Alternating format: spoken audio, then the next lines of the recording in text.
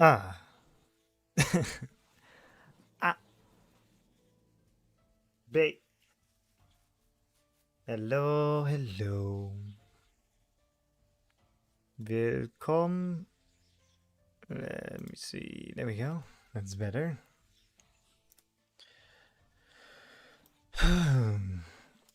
Well met. Good evening, ladies and gentlemen.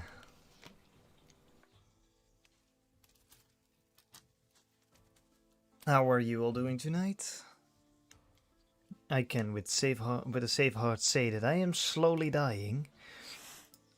But other than that, I'm doing pretty good.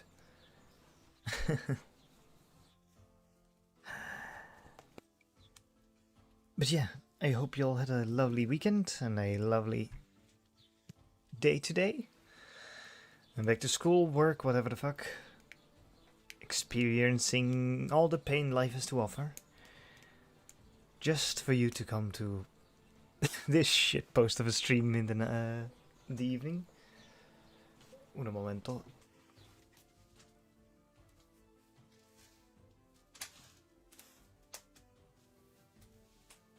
Ah.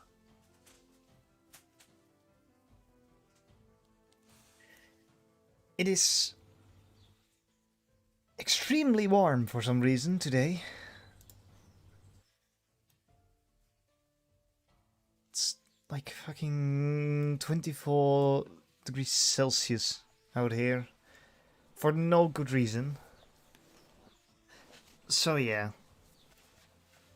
Warm. Even though it's probably not as warm as it is in some other countries, like Spain or France or Italy or any country in the south.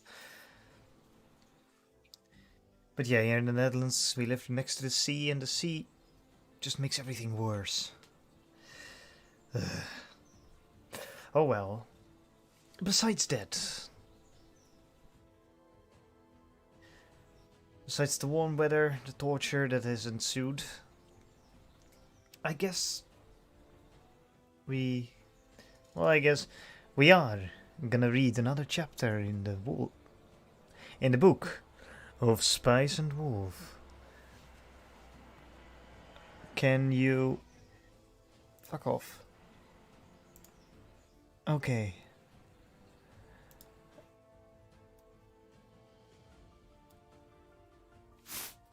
All right. Without further ado, let's dive in. Lawrence headed out into town, only to find there was no place for him there. The festival had started when the sunset was the precise opposite of its daytime counterpart, and it lacked a latter sense of fun entirely. Every straw or wooden puppet was now armed with a weapon, to say nothing of every costumed reveler. The large puppets that had no weapons were themselves used as weapons as the fighting spread. The straw puppets collided amid angry cries, the crowds yelling each time debris went flying. Around the instruments blared their raucous tunes. Round them instruments blared their raucous tunes, so as to not be drowned out by the clamor of the fighting. The black-robed figures sang an ominous war hymn. Lawrence avoided the crowds and headed north. The awful din churned over and over in his head unbearably. No matter how long he walked down the long avenue, the festival noise seemed endless. It ate into his nerves like some witch's spell, causing his exchange with Hollow to echo through his mind. He could see her before. He could see her before him.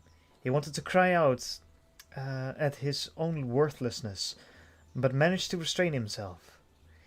If he had enough energy to scream, Lawrence reasoned he should put that towards improving the situation. Yet evaluating the situation rationally, he could find Evaluating the situation rationally, he could find no such possibilities. Given the state Hollow was in, Lawrence saw it entirely possible that she would accept Amati's proposal. Amati was probably the first merchant to have taken advantage of the pyrite boom, so it was best to assume that he already made a fair amount of money. In the worst case, Amati might not even have to wait until sunset to bring the money and declare the contract fulfilled. Lawrence knew he was not being just pessimistic. The anxiety seized his gut, and whimper escaped his lips. He looked up into the dark sky and covered his eyes. If he could stop Amati's profit machine, he could at least go back to the inn and try and make up with Hollow. But Lawrence could see plain as day that reconciling with Hollow would be even more difficult than stopping Amati. What am I to you? Hollow's question had thrown him into deep contemplation. Even now, having had a bit of time to consider the question, he could not answer it. He wanted her to keep traveling with him, he knew that much. And he couldn't bear even thinking about her going to be Amati's bride. Yet after ruminating on the memory of the scene, his face only contorted at the terrible acidity of it. He knew that Hollow was precious to him, but precious in what way?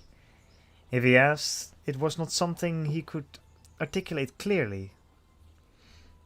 His jaws clenched, and Lawrence rubbed his face to try and relax it. How could this have happened? The fun they'd had at the festival now seemed like a fleeting dream. Even an omniscient god could never have anticipated that in a few short hours things would turn out this way. Ahead of him, Lawrence saw a procession of swords dancers moving down the street.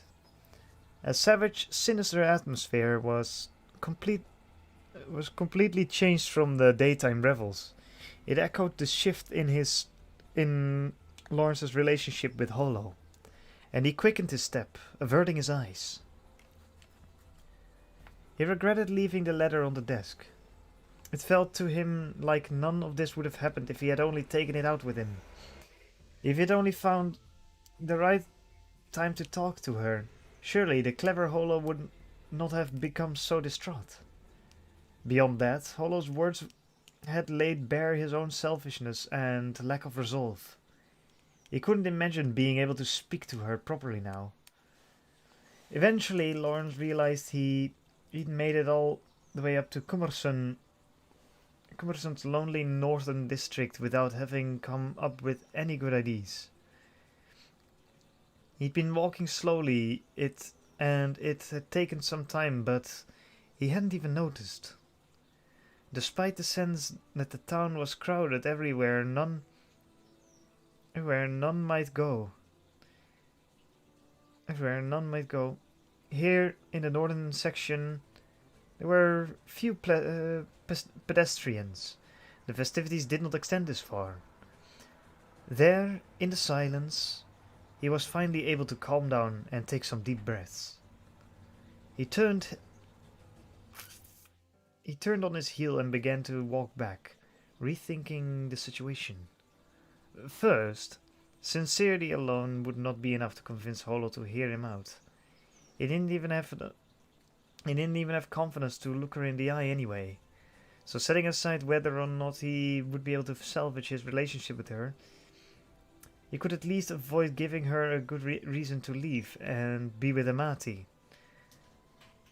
As long as Amati was unable to raise 1,000 silver pieces, Hollow's debt to Lawrence would still stand. There was no telling if that would be enough to get her to stay with him, but he could at least try to make that assertion. So the problem lay in preventing Amati from fulfilling the contract. It was due to the strange mood of the festival that the price of pyrite had risen so high, and to hear Mark tell it, the price was going to rise even higher. Lawrence did not know how much pyrite Amati had on hand, or how much profit he had turned. Since the pyrite was selling for many times, even 10 times, its cost price, depending on how much money Amati had been able to invest he might already have raised 1,000 silver. However, there was a factor that worked in Lawrence's favor. Pyrite did tend to exist in large quantities. Even if it could be sold for 10 times the purchase price, one had to have the pyrite in quantity before making truly large amounts of money. Of course, Amati wasn't necessarily relying solely on pyrite to raise the money, but the thought that he might have trouble obtaining sufficient quantity to do so was some consolation to Lawrence. Lawrence had prevented Amati from making this kind of deal. Had to prevent Amati from making this kind of deal. More accurately, he had to force him to take a loss. Because if Amati was pressed, he didn't care about the future of his business. He might liquidate all his assets just to raise the money. But if Lawrence found it difficult to stop him turning a huge profit, forcing him to suffer loss was nearly impossible. A frontal assault was out of the question. The rising demand for pyrite meant that there was no need to push any deals through by force. The profit would come naturally. If there was no urgency, there was no way to swindle. So what to do? He turned the problem over and over in his mind, always running into the same walls. Eventually, without thinking, Lawrence said, "Say ho." He managed not to say low. But a passing craftsman did look at him strangely. Again, he realized how largely Hollow's small figure and invincible smell loomed in his mind. It seemed impossible that he'd gotten along on his own for so long before her. Hollow would certainly be able to come up with good ideas, or at least set him on the right path. Somewhere along the line, Lawrence realized he'd become quite dependent on her. What am I to you? He simply could not answer the question with any kind of confidence. If I were Hollow, what would I do? Lawrence didn't imagine that he could imitate the endlessly mysterious Hollow's thought process perfectly. But he was a merchant. When a merchant came up with a new idea, it was his job to make that idea his own, and get ahead of his competitors. Hollow always considered every facet of the situation. Given the situation before him, Lawrence knew she would look at the whole problem from every possible angle. It seemed easy, but it wasn't. Sometimes the most brilliant idea would seem obvious in retrospect. Amati was making a profit on the rising demand for pyrite. Lawrence needed to make him suffer a loss. What was the simplest, most obvious way for that to happen? Lawrence mused. Unconstrained by bonds of common sense, he thought. One answer occurred to him. The demand for pyrite needs to fall. Lawrence said it out loud, then laughed foolishly. So this is what happened when he tried to imitate Hollow. If the value of pyrite was to drop, that truly would a cause for celebration. But the demand was climbing, and there were no signs of stopping. The price was already past increased of 10-fold, 20-fold. It would climb and then... Lawrence stopped dead in his tracks, as the realization hinted. 10 times? 20 times? And then what? 30? After that, he felt as if he could see Hollow snickering at him. The price would not rise forever. The craze would end as it always did. Lawrence almost felt like he might sob again. He clamped his hand over his mouth to stifle it. There were two questions he had to answer. The first was when the crash would come, and the second was, would it be possible to make Amati fall with it? Lawrence started walking again, his hand still over his mouth. Even if the price of the pyrite were to crash, would Amati really be pulled down with it? Lawrence doubted it. It would be underestimating the boy to assume so.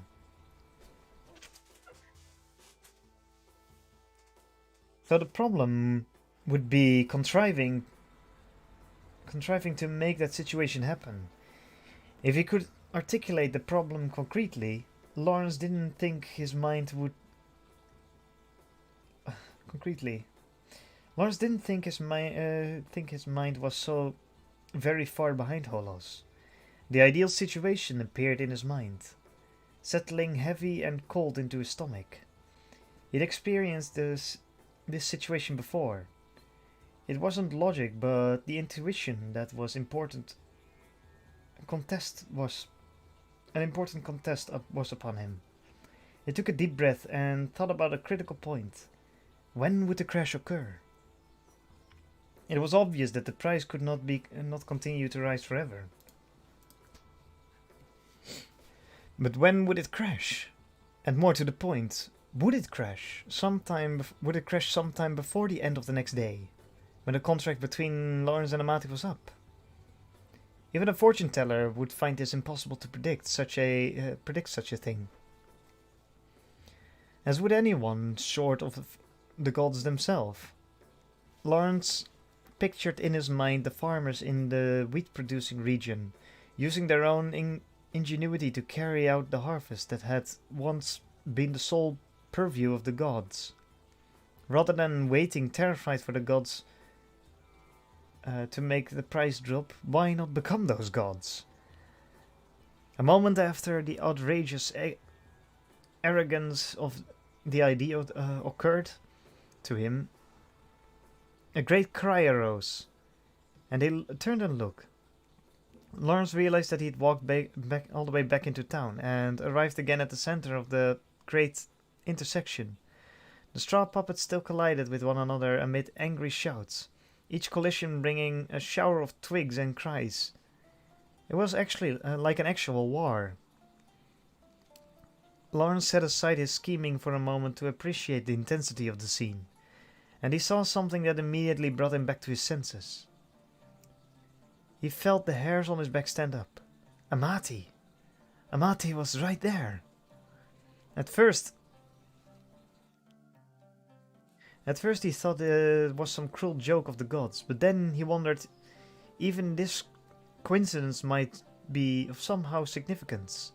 Lawrence understood that the heart of Cumberson stood in the heart of Cumberson at the intersection of the main streets, running north to south and east to west.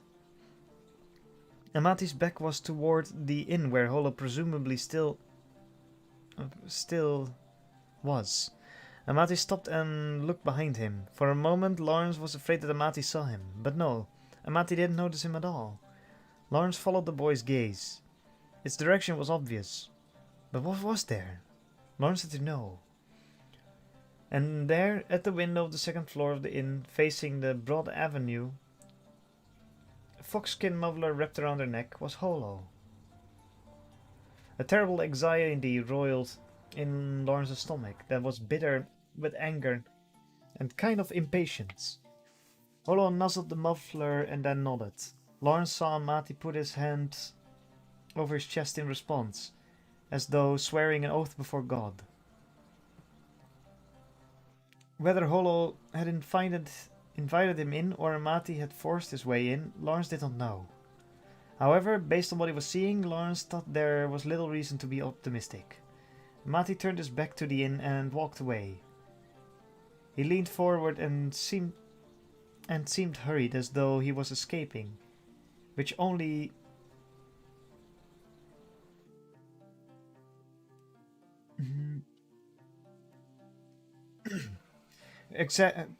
exacerbated Lawrence's suspicion.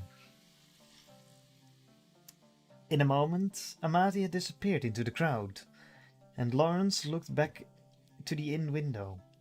He held his breath. Hollow had clearly looked directly at him. If Lawrence had been able to spot Amati in the crowd, there was no reason the sharp-eyed Hollow would have difficulty spotting Lawrence. Although Hollow did not look away immediately, neither did she smile. She simply looked at him steadily, then stayed that way for some time. Lawrence was about to finally exhale when Hollow suddenly withdrew from the windsill. If she had closed the window, he might have stayed frozen there. But she didn't. The window was left open. It seemed to exert a pull on him, drawing him towards the inn. Lawrence was, of course, not so naive to think that Hollow and Amati had simply spoken through the window. Hollow was no simple town girl, and Amati's feelings for her were far from cool-headed. There was no reason to think that they hadn't had a conversation in the room. Hollow had looked quietly unflustered and unconcerned, probably because she hadn't been seen doing anything she would need to be concerned about, which meant she was provoking him. Lawrence thought back on to the conversation they once had in Ruvenhagen. He believed that he spoke to her honestly. She would understand. He steeled himself and headed for the inn. Immediately upon entering the inn, Lawrence was greeted by a lively feast.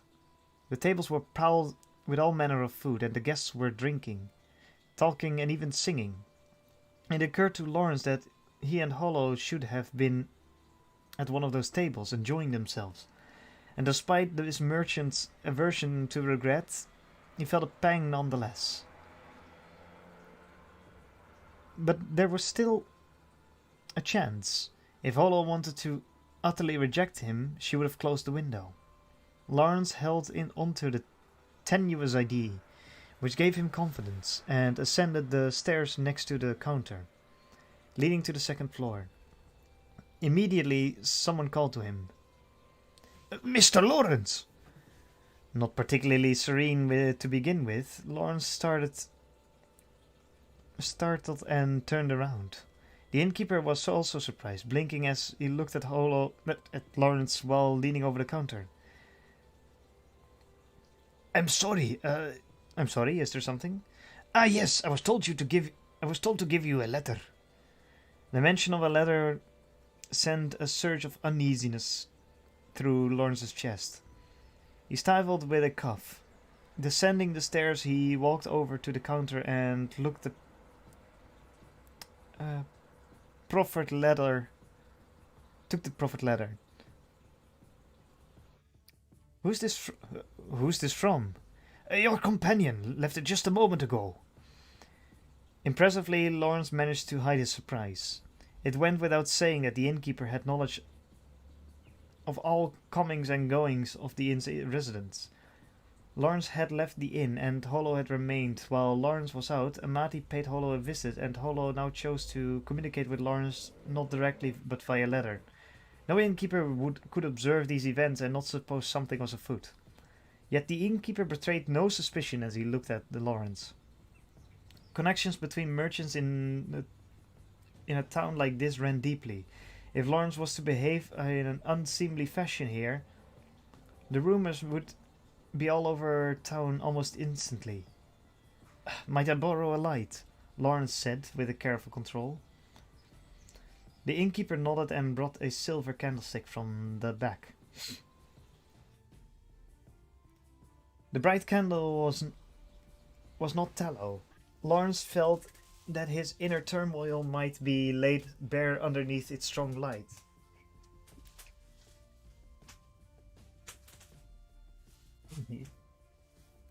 Sorry. In his mind, he smiled derisively at himself for entertaining such thoughts, and then he cut open the envelope with a dagger at his waist.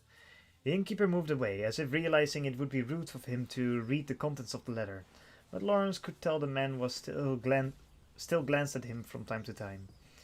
He coughed lightly to remove the letter from its envelope. One sheet of parchment and another paper. His heart pounded. Hesitating here meant he did not completely trust Hollow. It was well within the realm of possibilities that the letter would... within the letter, Hollow would attempt reconciliation. He opened the letter, which was folded in halfway, slowly, and a bit of sand fell from the surface of the paper. It had probably been used in order to persuade the ink to dry more quickly, which meant that the letter had only just been written.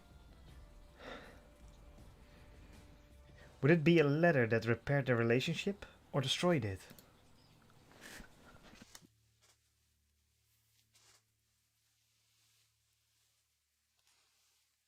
The words on the paper leapt out at Lawrence's eyes.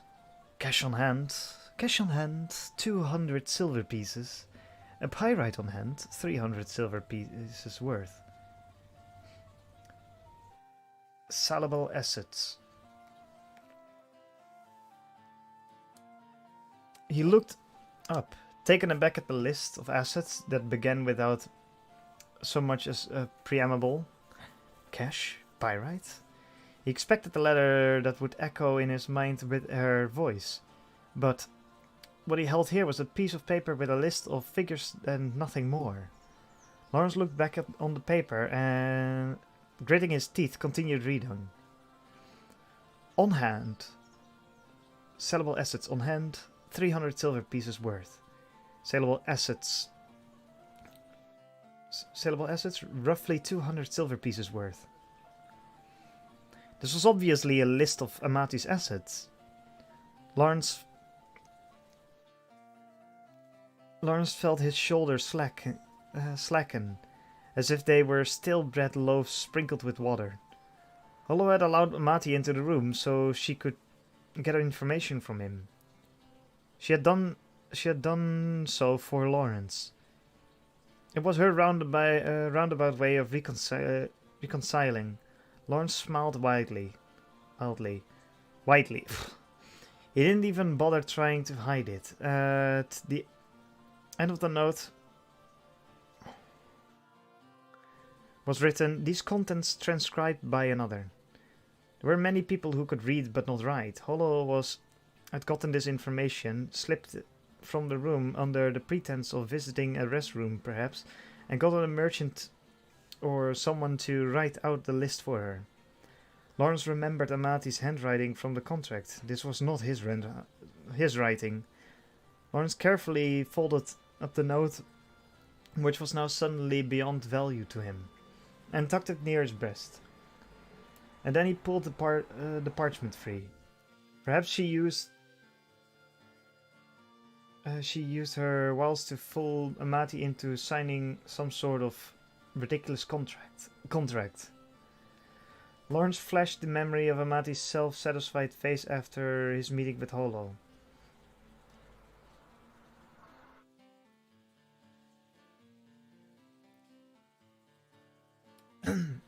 Hollow still wants to travel with me, Lawrence thought to himself. Flooded with a sense of incredible relief, he unfolded the parchment without hesitation. In the name of God. It was unmistakably Amati's bold, gallant handwriting. Lawrence quashed the rush of emotion that came and kept reading. He had read the first line, the second line, the third line, and then, by these terms, the two be bound in marriage.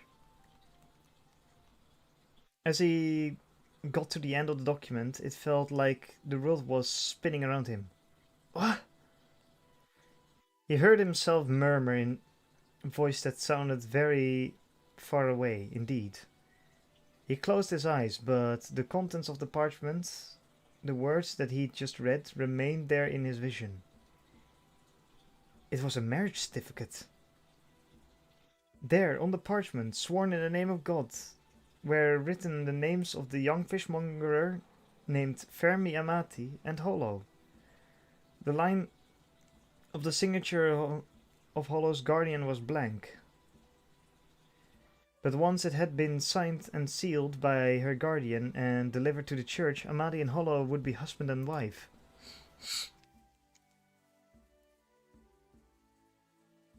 Hollow had been written in an uncertain hand. Hers were the letters of someone who could read, but could only write by imagination. An image flashed through Lawrence's mind. Hollow watching Amati write the contract and then clumsily sign her own name. Lawrence pulled the first sheet of paper out of his breast pocket. That desperately valuable paper, and reread it. It had to be a list of Amati's properties. The amounts were entirely plausible. She must have composed a list not to help Lawrence, but to rather show him just how dire the situation was. Why would you do that? It was silly to even ask. Taken along with the marriage certificate, Lawrence thought the answer was obvious. Amati was on the verge of fulfilling his contract with Lawrence, from whom Holo was planning to leave. Their meeting, Holo's and Lawrence's, had been pure chance. Despite Amati being young, rash, and honest to fault, Holo had perhaps found the overachieving, self-important boy to be a more suitable partner. There was no reason to think this, reason not to think this. Even if Lawrence was to dash up the stairs and beg for her not to marry, clutching the marriage certificate in his hand, Holo would simply turn him out. She excelled at that. He had no choice but to steel himself. Holo had revealed Amati's assets to Lawrence. She had to be telling him that if he could successfully defeat the young fishmonger, she would hear him out. On the other hand, if Lawrence failed, that would be the end of it. There was a way to defeat Amati. There was hope. Lawrence quickly put the note and contract away, and then he turned to the innkeeper. Fetch me all the coin I've left with you, if you please. Traveling with Holo was worth all the gold he'd ever have. Lawrence knew it was possible to legally bankrupt Amati. The problem lay in getting Amati to accept a deal that held so much possibility. Lawrence suspected Amati was unfamiliar with the sort of deal he would propose. This wasn't because he looked down on the boy, it was simply because Amati's business did not involve transactions like the one that Lawrence had on his mind. Nobody wants to get involved in deals they don't fully understand, after all. Lawrence had the additional disadvantage of being Amati's enemy, given all that, he expected the odds of Amati accepting the deal at 1 in 9 on the outside.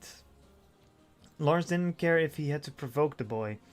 He had to get Amati to take the bait. Unfortunately, no matter how normal the deal appeared on the surface, Amati was bound to notice how antagonistic it really was. The provocation, Lawrence considered, was thus entirely justified. This was not business because Lawrence had no intention of turning profit. Anytime a merchant thought straight from gains and losses were inevitable, but Lawrence had long since abandoned his merchant's common sense. He asked the innkeeper which taverns Amati frequented and began searching them one by one. Despite the festivities that continued in the streets, he found Amati quietly drinking alone. The boy appeared fatigued. Perhaps it was the aftermath from the tension of negotiating his hoped-for marriage with Holo. Or perhaps he had not yet raised 1,000 silver pieces. In any case, Amati's emotional state was completely irrelevant. Lawrence knew he couldn't always count on completely favorable negotiation conditions. When it came to that, the merchant had only his own abilities to fall back on. If he waited until tomorrow, the negotiations would become even more difficult. The deal he was going to propose to Amati could not wait. He took a deep breath and moved into Amati's field of vision. Before the latter noticed him, good evening. Amati was apparently not so naive to betray his irritation at Lawrence's arrival.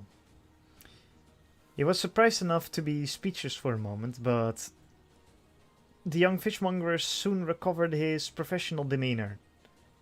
No need for suspicion. I'm here for business. Lawrence surprised himself by managing an easy smile. If you're here on business, it's all the more reason for me not to let my guard down. Fair enough. Can you spare a moment? Amati nodded, and Lawrence sat down at the table with him. Wine? Lawrence simply said to the annoyed-looking tavern keeper. Lawrence reminded himself not to underestimate the slender, effeminate boy who sat across the table from him. Amati had left his home and was on his way to success with his fish-selling business. At the same time, he could not let Amati keep his own guard up.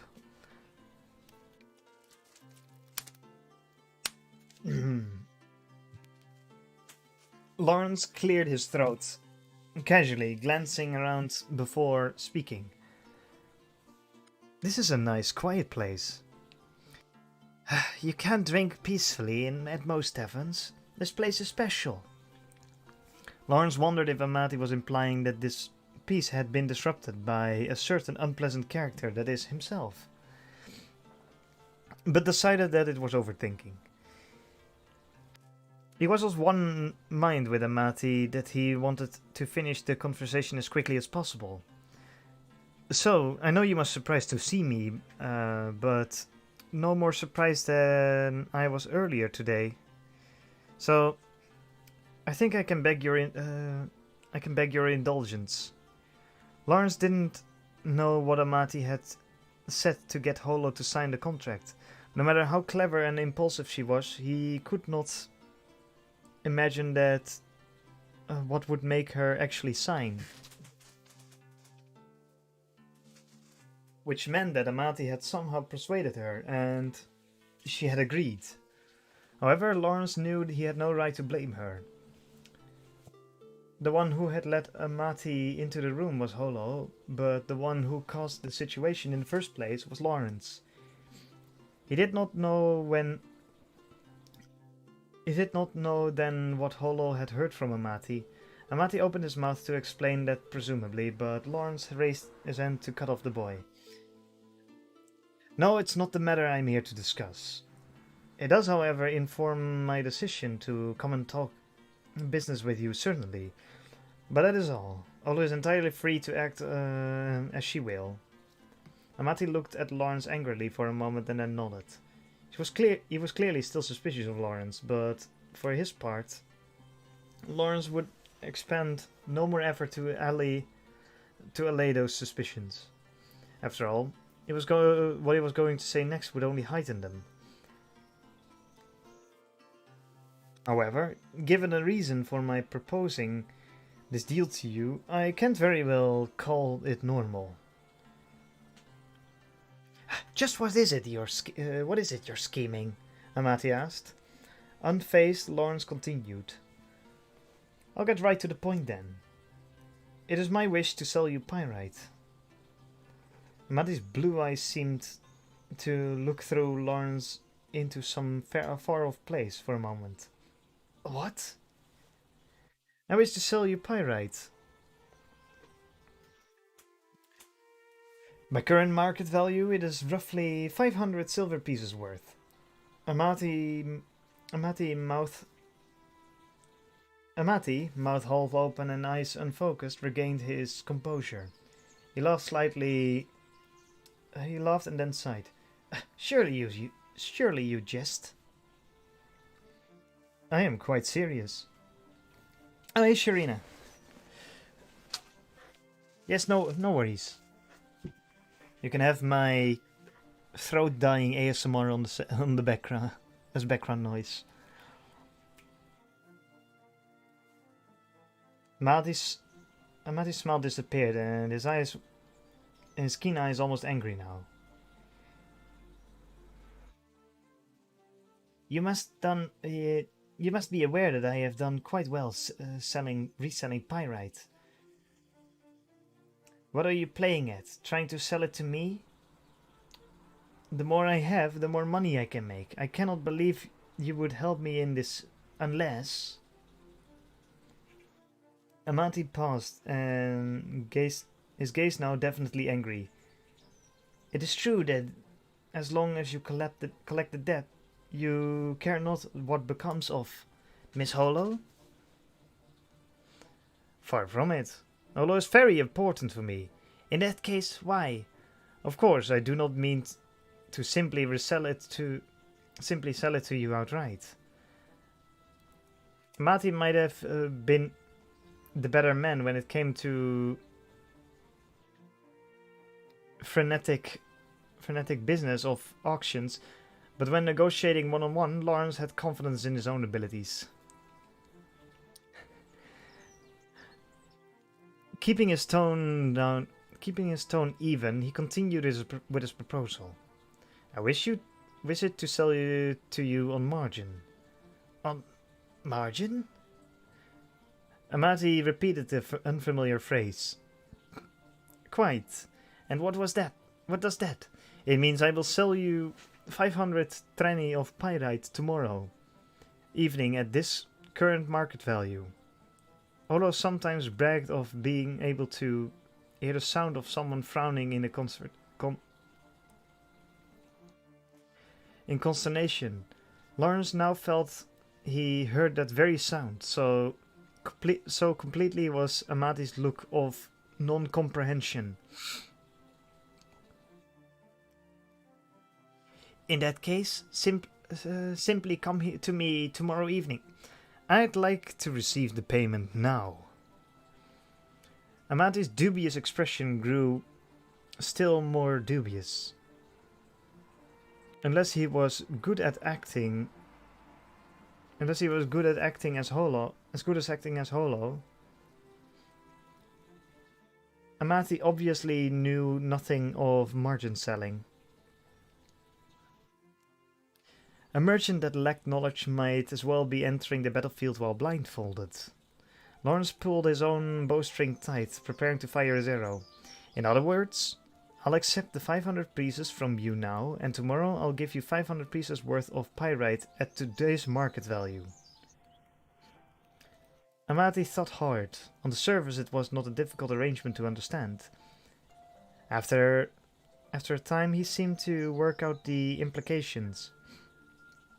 So what this means is, come tomorrow evening, even if the market value of pyrite has risen, I'll still receive what you have gotten at today's price? Correct. For example, if I sold you a single piece of pyrite worth 1200 iret, so a single piece of pyrite worth 1200 iret on a margin tonight, even if tomorrow's price is 2000 iret, I still have to give you the pyrite. Contrawise, if the value has dropped to 200 iret by tomorrow, I still receive only one piece, despite having paid 1200 the night before. Also correct. They understand it, I don't. Just a second. Otherwise, the value... Ah.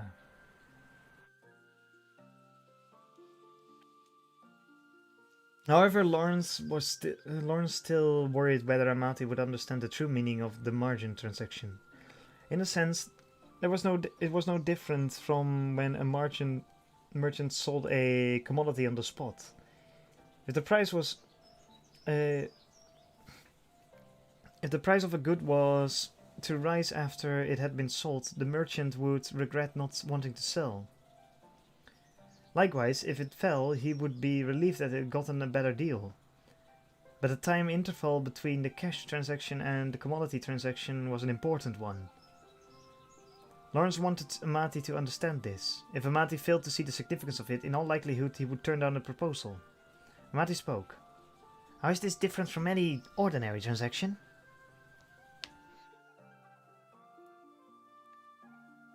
He did not understand. Lawrence stifled the urge to click his tongue in irritation and prepared to deliver a lecture on margin purchasing. Just then, Amati cut him off before he could begin. No, wait, it is different. Amati smiled in understanding.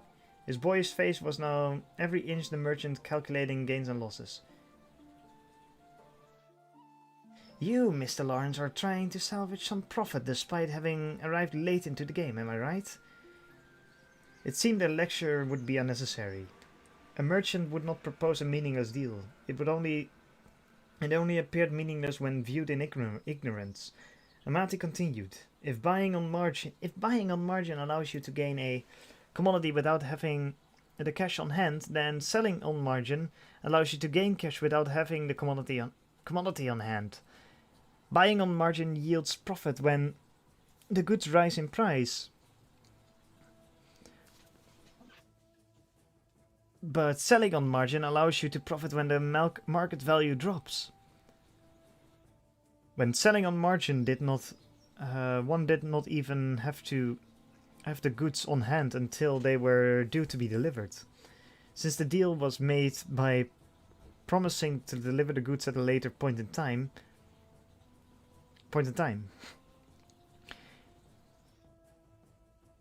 This is quite a business indeed. It seems my focus on fish has left me ignorant of much of the world. You chose me for this deal because, now it goes without saying, if I buy 500 silver pieces worth of pyrite from you, I stand to gain if the market value of pyrite rises, but it falls. My losses increase when you profit, and that is when I lose. Amati thrust out his chest, in his face fairly brimming with confidence. Lawrence was actually aware of his own expression.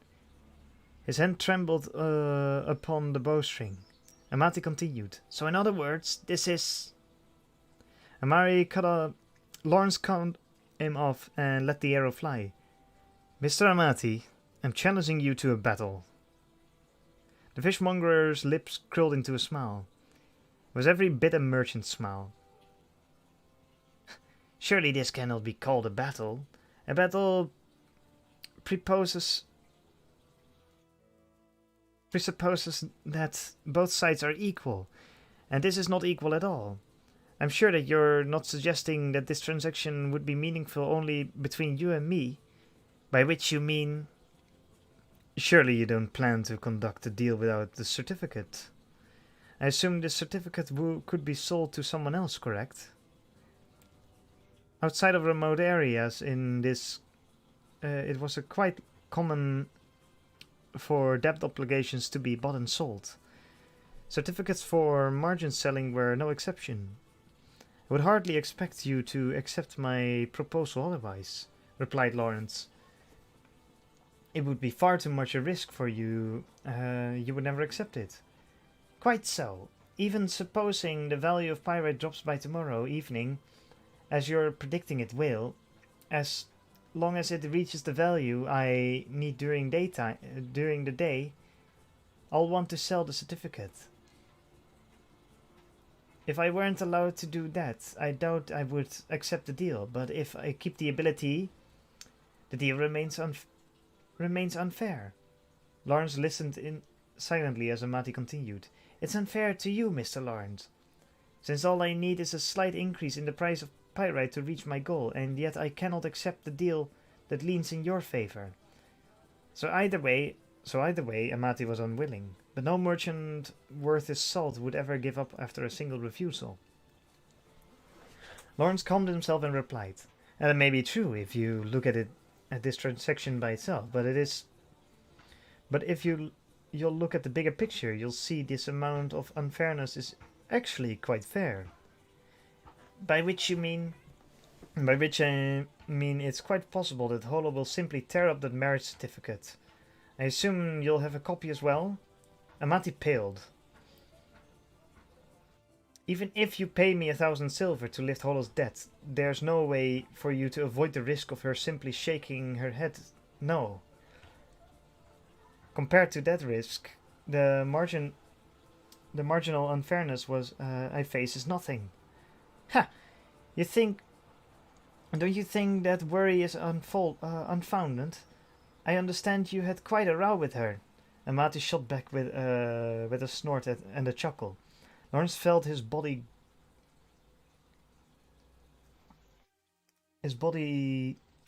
grow hot, as though he had been impaled from behind by a red-hot iron bar. But he summoned every ounce in his merchant's self-control and revealed nothing. In our travels together, Holo has cried in my arms 3 times. It was now Amati whose face betrayed his emotion. He'd had He'd had a smirk, but now he froze. His face froze. He took a long, slow breath. Oh, hi, Geert.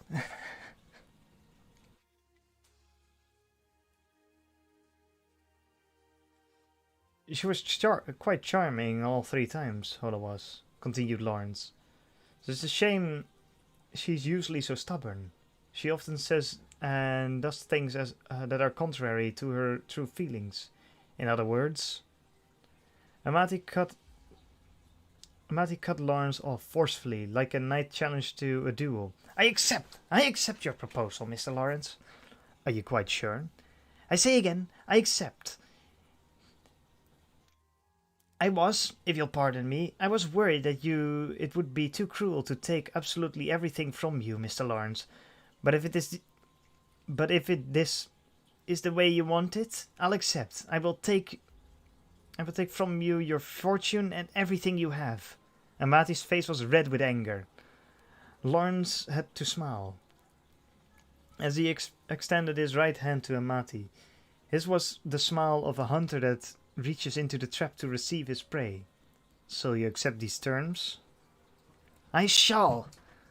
The two hands that then clasped tightly together, each planned to take everything from the other.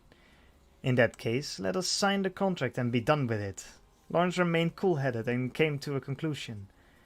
The two of them, Lawrence and Amati, were on equal footing when it came to the deal at this time. Amati might even be shouldering a slightly greater risk. But it was far from clear whether Amati realized this.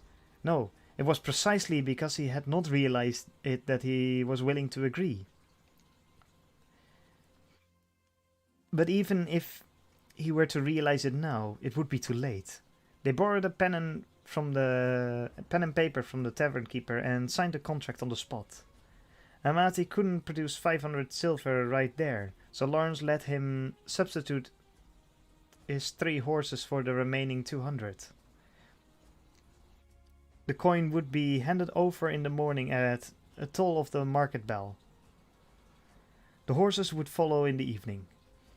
If Holo had to be believed, Amati had 200 silver coins pyrite worth 300 silver pieces of silver coins pyrite worth 300 silver pieces, and another 200 pieces of silver of saleable assets. Evidently, though, he had 100 more silver pieces than that. And the 200 silver pieces of saleable assets were clearly the 3 horses. All this meant that Amati had the equivalent of 800 silver pieces worth of pyrite. If the value of pyrite was to rise by even 25%, he'd have more than the 1,000 silver pieces he needed. If Amati had more assets than what Holo reported, the price wouldn't even need to go up by that much. We'll settle this tomorrow evening then, said Amati, visibly excited as the final seal was stamped on the paper. Lawrence nodded calmly. All he had to do was mention Holo crying in his arms. Merchants truly were useless once matters straight from business. I'll take my leave then. Enjoy your wine.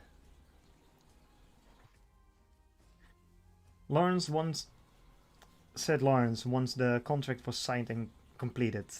The arrow was well and truly buried within Amati's chest. Amati himself must have felt it, but there was something Lawrence had failed to mention. The arrow had been tipped with a slow-acting poison, known only to those familiar with margin selling. The merchant's hunt lay between truth and deception. There was no obligation to tell the whole truth. Merchants were all of them treacherous. As soon as he completed the margin selling contract with Amati, Lawrence headed straight to the marketplace. Though business hours were long since over, the marketplace was as lively as it has been during the day. The merchants drank wine and made merry by the light of the moon. and the festivities soon spread to include the night watchman. So it was that Mark was still at his stall and not at home, as he might have been at such a late hour. That he was drinking alone with only the noise of the festivities to accompany the wine proved that he had once been a traveling merchant himself. What's this?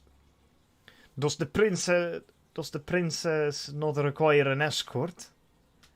Were the first words from Mark's mouth. Lawrence shrugged, smiling unhappily. Mark laughed. Well, no matter. Have a drink, he said, pouring ale from the earthen bottle into an empty cup. Am I disturbing you?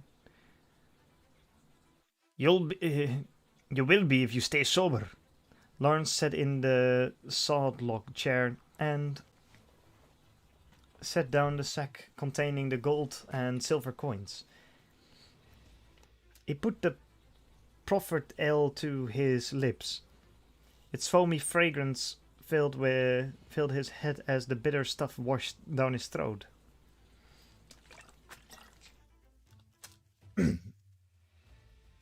The hops had been good in this batch. Lawrence supposed it was unsurprising that the wheat merchant would know good ale. It's fine ale. It has been a good harvest this year for all the wheat. When there's a bad harvest, the barley that normally goes to the ale is put toward bread instead. I'll have to thank the god of the harvest. Ha, quite so, said Lawrence, setting the ale cup on the tabletop. Listen, this may not be the best discussion to match a good ale, but Mark gulped and burped. Is there profit in it? That's hard to say. There might be gain in it, though that's not my aim. Mark popped a piece of salted fish into his mouth. Speaking as he crunched away on it, you're too honest, my friend. You should have said there's money in it. I'd have gladly helped you. I'll pay you for your trouble if there may yet be profit in it. Do tell.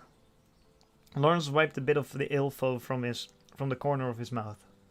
After the festival ends is when the wheat buying begins in earnest, yes? Oh, aye. I'd like you to spread a rumor for me. Mark's expression turned shrewd, as though he was appraising wheat. I won't do anything risky. It might be risky for you to spread it, but your apprentice can do so with no trouble at all. It was a trifling rumor, but rumors can wield a terrible power. It was a tale of a kingdom long ago that met its destruction because of a simple rumor that the king was ill, which was started by a young town boy. The rumor eventually circulated beyond the kingdom's borders, leading to the dissolution of allegiances and finally invasion. It turns out that the people do not have much to talk about in their daily lives.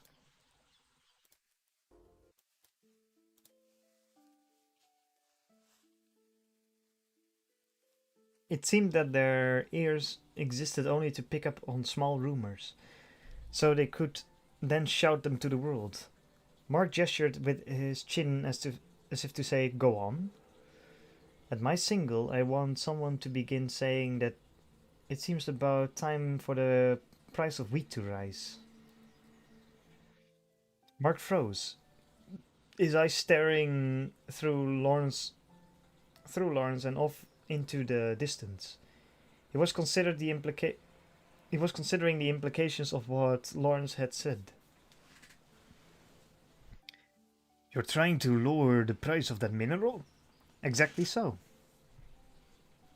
Lawrence imagined that most of the people who were trying their hand at the pirate business would have to come to town to sell something, and then would be buying something before they left.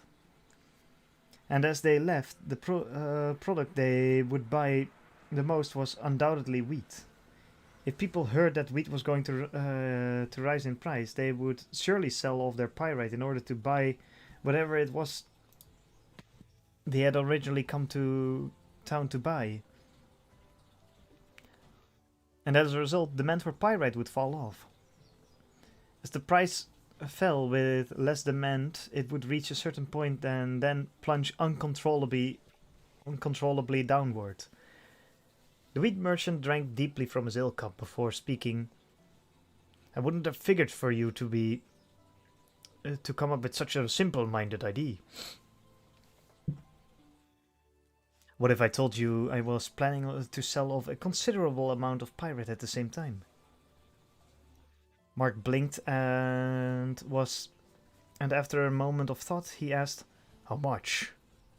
1,000 trenny worth. Are you insane? 1,000? Do you have any idea how much you might lose in the process? Mark scowled and scratched his beard, muttering as he looked about. Judging by his reaction, he had no idea what Lawrence was thinking.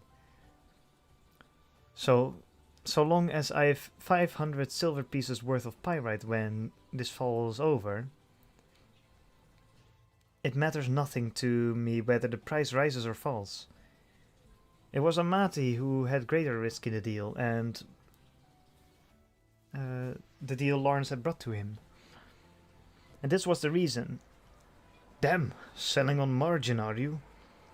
Obviously, no one complained when a commodity they had on one hand went up in price, but there weren't many situations where someone didn't mind if their goods dropped in value.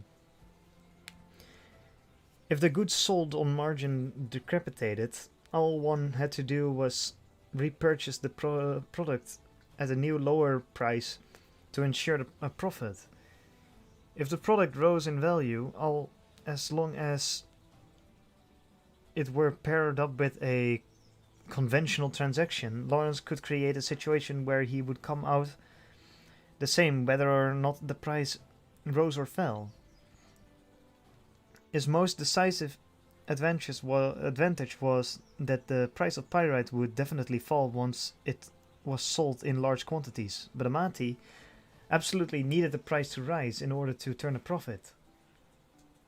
Lawrence's plan was, in essence, to use the 500 silver pieces he'd received from Amati, plus his own assets, to buy up as much pyrite as possible. Then he would sell it off all at once in order to drive the price sharply down. It was only possible to do this upon abandoning any notion of profit. Mark, once a traveling merchant himself, soon worked out this all out, including who was the victim. I must say I feel bad for the poor ignorant fishmonger. Lawrence shrugged in reply. Although the plan looked flawless, there was a reason why Lawrence was not completely comfortable with it. There's no such thing as a perfect plan.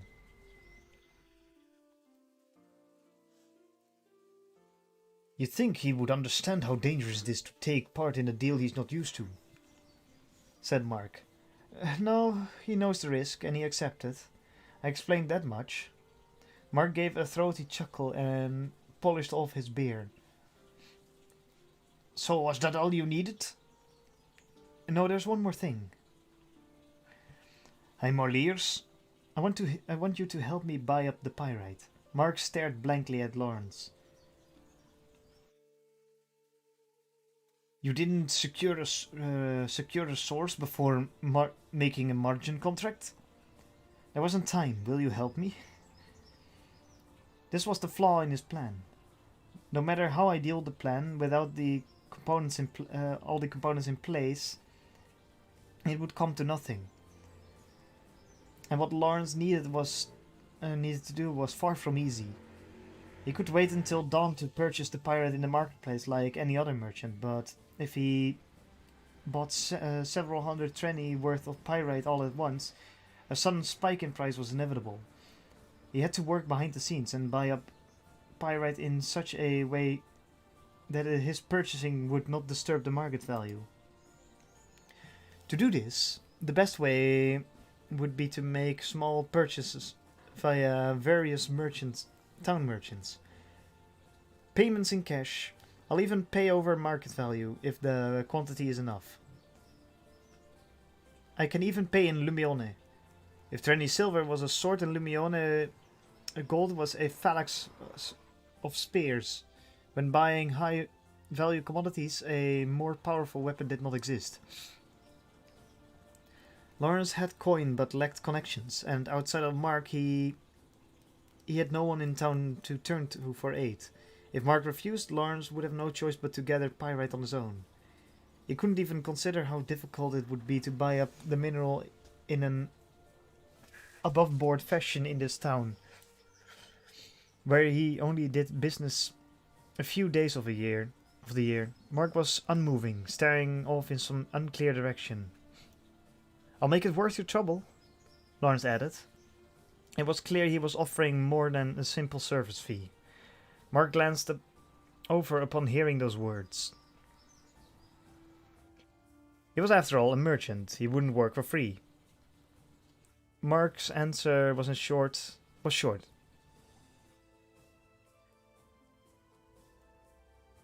I can't.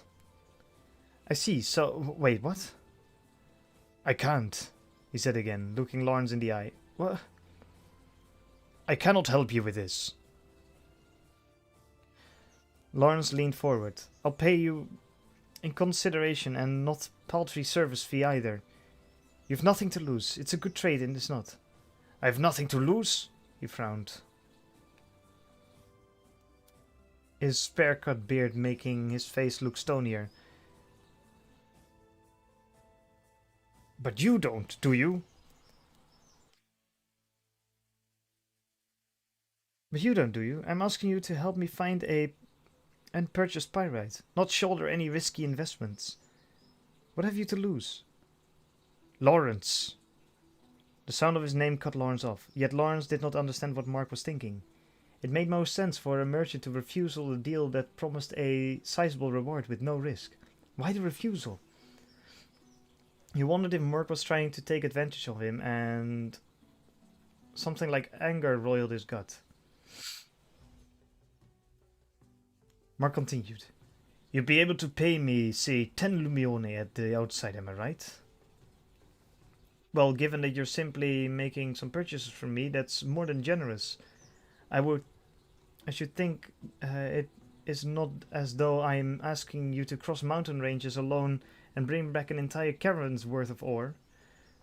But you're asking me to go about the marketplace and buy a pyrite, are you not? It amounts to the same thing. How's that?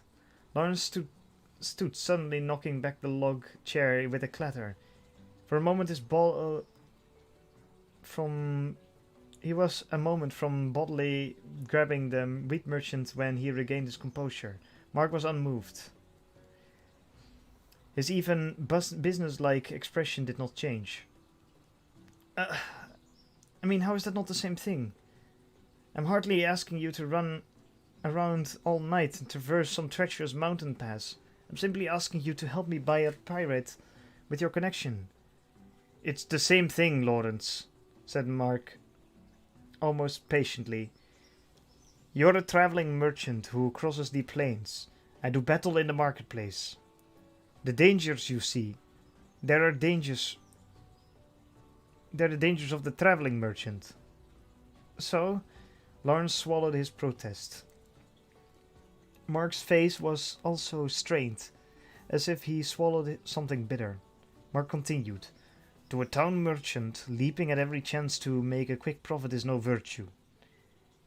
It's making a steady living through an honest, reliable business that makes my reputation, not making big profits on fleeting side jobs. I may be the owner of this stall, but its reputation is not just mine. It extends to my wife, my relatives, and anyone connected with it. If it's making a bit of coin on the side, that's surely not a bad thing. Mark paused here, taking another quaff of ale. His knit brow was surely not owning to the ale's bitter taste. But helping you find and buy 520 of pyrite is quite another matter. How do you think the townspeople would view me and mine? Would they not think of me as a villain who cares not for nothing but real business as and has only eyes for riches? Can you pay me enough to take that risk? I was once a traveling merchant myself, and I'd venture to say the traveling sums of a traveling merchant handles cannot compare to the amounts town merchants deal with. Lawrence could say nothing. Mark made his final statement. This shop may seem small, but the value of its name is surprisingly high. If the name were to be tarnished, 10 or 20 gold pieces would be far from enough to cover it. Lawrence had nothing to say in return and stared at the table. That's how it is.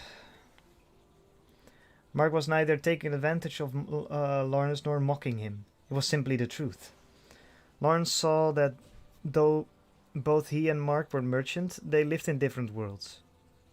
I am sorry, said Mark. Lawrence still had no good reply. It was hardly worth counting the number of allies that remained to him. No, I should apologize for asking the impossible. Lawrence tried to think of who else might turn to. Only Bartos came to mind.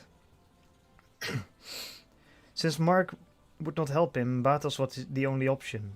But Lawrence remembered that when Bartos tipped him off about Amati's plan, he said that the boy's plan was not exactly praiseworthy. Bartos hauled ore through dangerous mountain passes. He would no doubt consider the quick buying of and selling of pyrite to be rather odious. He doubted that Bartos would help him, but Lawrence had no choice but to put aside his misgivings and ask nonetheless.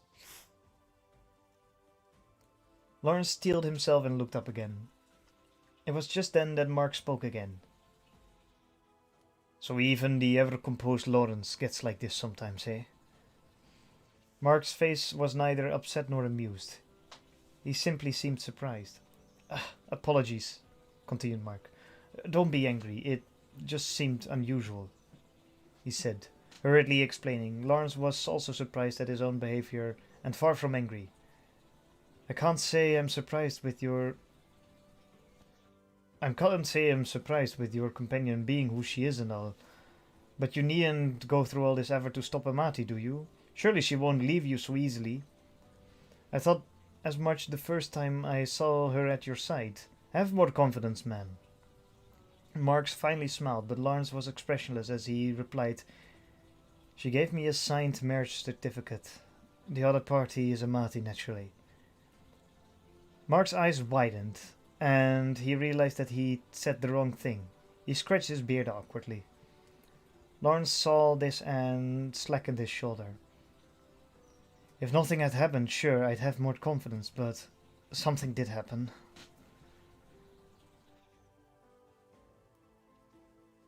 So it happened after you came by here? We never know what lies even a step ahead of in life, do we? But you still have hope. You're still running, I see. Lawrence nodded, and Mark stuck out his lower lip and sighed. Still.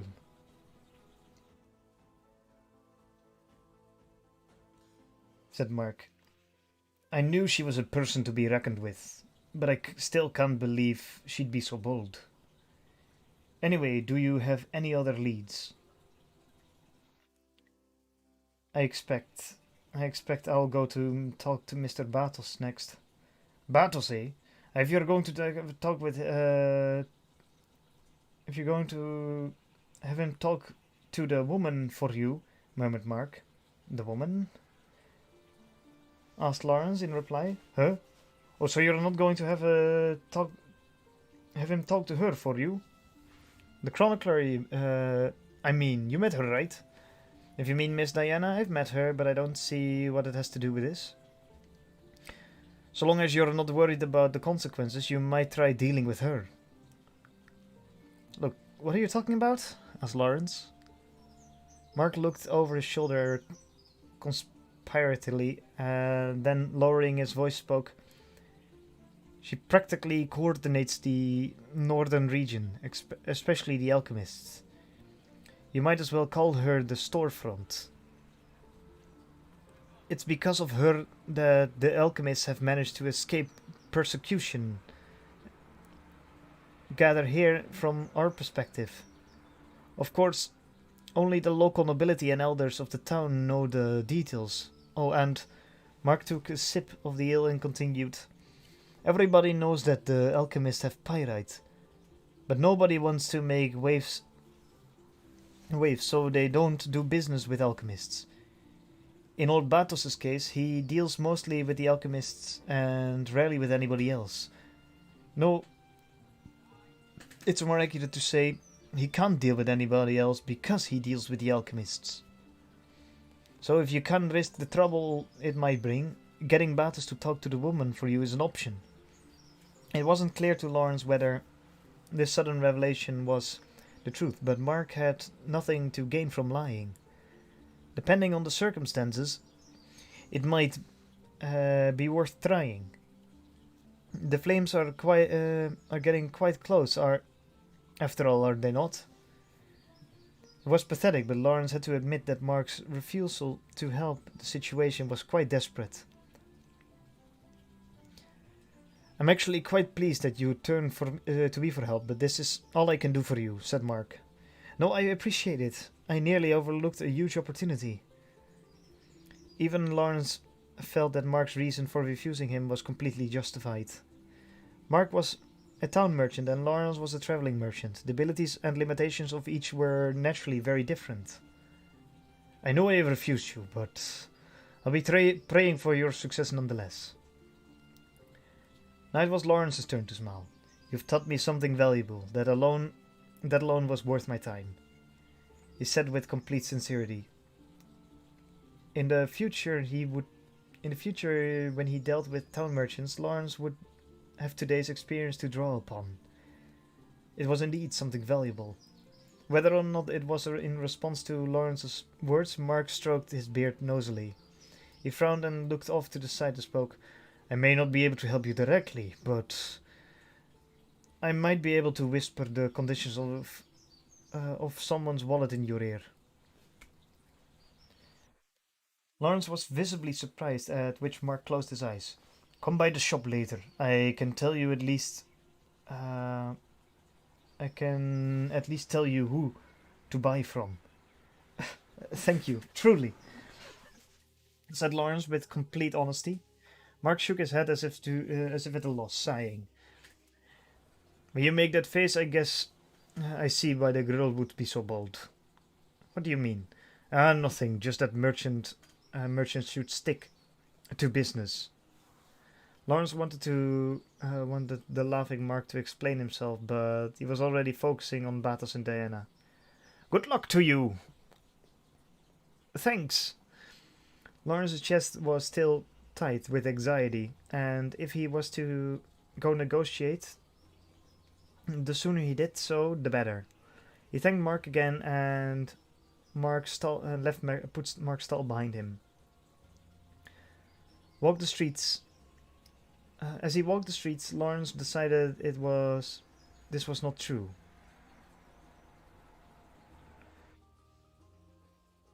It was often said that traveling merchants had no friends. As he walked the streets, Lawrence decided this wasn't true. Lawrence first headed directly to the trade guild. He had two goals. First, to discover whether Batos had a stock of pyrite on hand or any connections to buy some, and second, to have Batos take him to Diana. He remembered Batos' dismissal of Amati's plan to raise money. Not entirely praiseworthy, Batos had said. The man hauled ore and precious stones from the mines over dangerous mountain paths. He might as well find this pirate speculation business downright shameful. Even though he knew he might be asking the impossible, Lawrence still had to go. He had made his way through the back alleys to the guild house, turning a blind eye to the festival. This was even, which was even at this late hour, continuing with an atmosphere that was near riotous. He finally arrived at his destination, a street lined with trade companies. Each company had lit lanterns, and there were circles of people dancing about here and there. Now and then Lawrence caught sight of employees continuing the festivities by holding clumsy mock sword battles. Pushing his way through the congested street, Lawrence approached the Rowan Trade Guild building. He silently slipped through the open doors and past the guild members that were drinking and carrying on there. The delineation between those who wanted to drink quietly inside and those who wished to join the clamor outside seemed quite clear. Beneath the glow of the distinctive smelling fish oil lamps, the guild hall was filled with quiet conversation and pleasant laughter. A few seemed to notice Lawrence's arrival and looked at him curiously, but the greater part were wholly concerned with enjoying themselves. Lawrence spied the man he was looking for among those gathered and walked straight toward him. The man sat at a table with several other merchants beneath the dim lamplight. He looked somehow hermit-like. It was Gibatos. I apologize for interrupting in the middle of your celebration, said Lawrence quietly. The older merchants, with their decades of experience, immediately understood that he was here for business. They sipped their wine wordlessly, glancing at Bartos. Bartos smiled briefly. Oh there, Mr. Lawrence. What can I do for you? I'm so sorry this is all so sudden, but I need to speak with you. Business it is. After a short hesitation, Lawrence nodded. We'll talk over there. We can't let these old codgers steal our profit after all. The other merchants at the table laughed, raising their cups as if to say, we'll keep on without you. Lawrence gave a quick bow and then followed Bartos, who was heading further into the guild house. Standing in sharp contrast to the lively lobby, the halls of the guild house were like the back alleys. The lamplights soon failed to reach them, and the clamor from those gathered faded like a fire burning on those river-distant shores.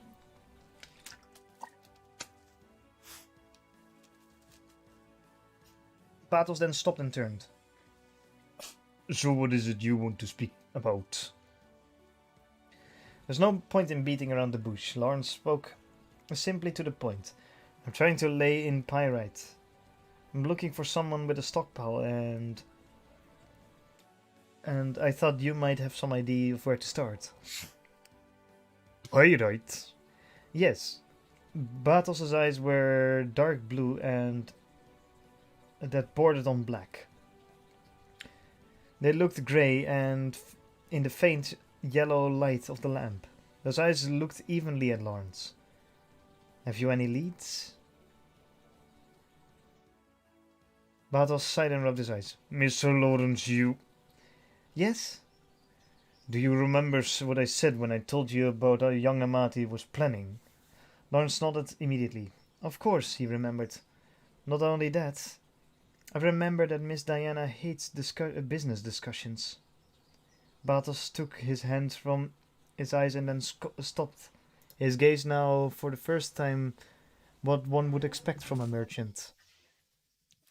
It was the look of a man whose life was devoted to the safe transport of goods through incredibly hardship, unconcerned about how much profit would be made. Those eyes seemed somehow wolf-like. So you're eyeing the alchemist's stock, are you?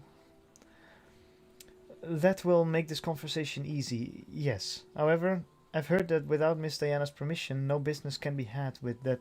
That's why I've come to you. Lawrence suddenly remembered when he was starting out as a merchant. With no connections, he would visit without notice and say whatever it took to increase his business. Bartels' eyes widened slightly in surprise before he forced them back to their usual expression. Is pirate so lucrative that knowing all this, you still wish to deal with them? No, that is not it. Then you want to know your fortune of the ward away illnesses, as pirate is rumored to do. Bartels smiled indulgently, as though he were playing with a grandchild. It was his way of poking fun. Lawrence was neither angry nor impatient. If it was for his own gain, a merchant could stare at a swinging scale all night.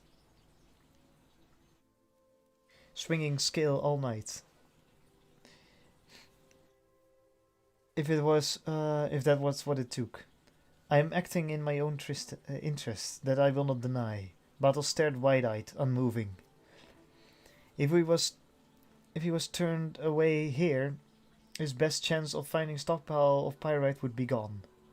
Lawrence did not have the luxury of allowing that to happen. But I'm not after it because I'm trying to gain from the pyrite bubble. My aim is more basic. Bartels did not interrupt him, and Lawrence took this as a cue to continue. Mr. Bartels, you're a traveling merchant, so surely you've had times when when the goods you're hauling fall into a crevice. Still, silence. When our wagon sinks in the mire, we weigh the difficulty of saving it against abandoning it to the mud. The value of the goods, the gain, the amount of cash on hand, the cost of getting assistance, the danger of being attacked by brigands, even we weigh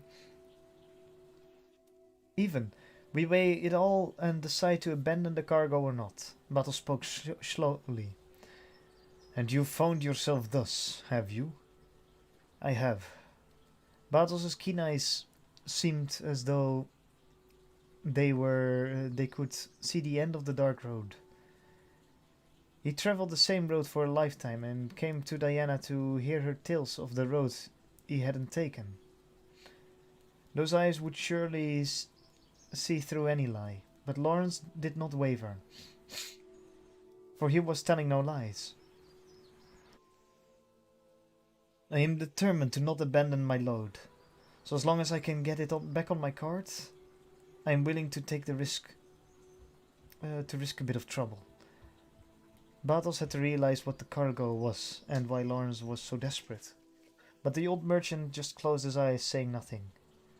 There was something more to say. Was there something more to say? Lawrence wondered. Should he push further? The laughter that echoed from the lobby sounded derisive and mocking. Precious time was slipping away. Lawrence readied himself to speak. At the last possible moment, he stopped himself. He remembered his master telling him that waiting was the most powerful weapon when asking for another's favor. That's what I wanted to see, said Bartels, at the moment with a little smile. It's a good merchant that can wait, even if time is short, when that's the only option left to him. Lawrence realized he had been tested. Cold sweat ran down his back, making him shiver. Of course, I was even pusher back in the old days. Yes, I have no supply of pyrite, sad to say, but surely the alchemists do. So then, Bartels nodded slightly. All you need to say is, I've come to buy a box of white feathers. That should get you in the door. The rest is up to you. You will have to be quite clever quite clever with Diana. I doubt anyone has gone to buy pyrite there yet. Thank you very much. By way of thanks, as long as you'll tell me a good tale, I'll call it even. What do you think? Do I sound as dignified as Diana? Bartos grinned childishly. Lawrence couldn't help but laugh. Bartos continued. You never know when she's sleeping, Diana, so you should be able to go over there right now. And if you're going, you should go soon. Time is money and all.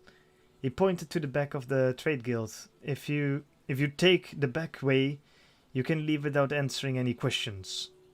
Lawrence thanked Bartels and headed down the hall. He looked back to see the old merchant still smiling. There, with his back to the lamplight from the lobby, Bartels looked a bit like his old master, Lawrence thought. Leaving the guild house and heading north, Lawrence soon ran right into a stone wall. He hadn't been lucky enough to arrive at the entrance, so he ran along the wall for a while until he found it. Levering the rickety door open and slipping inside. There were, of course, no lights, but as Lawrence ran, his eyes adjusted to the gloom. And as a traveling merchant who camped on the road quite a bit, he was used to a bit of darkness. However, the shivers of lights that sliced out from between the cracks in the district's wooden doors, the meowing of cats in the distance, and the sudden occasional beatings of bird wings were all much more unsettling than they had been during the day. Without the keen sense of direction common among traveling merchants, Lawrence might have become lost and wound up sprinting away in fear. When he found Diana's house, his relief was genuine. It was like he'd arrived at a friendly woodcutter's cabin after a long walk through an ominous forest.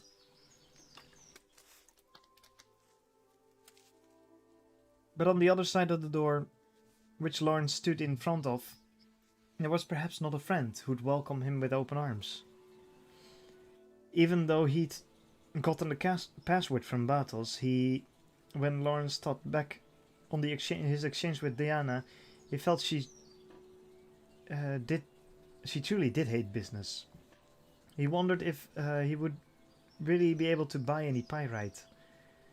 The uncertainty grew in his chest, but he took a deep breath and pushed it back down. He had to obtain the mineral. "Excuse me, is anyone home?" Lawrence asked hesitantly, knocking lightly on the door. The silence of someone home but asleep is subtlety different from the silence of no one being present.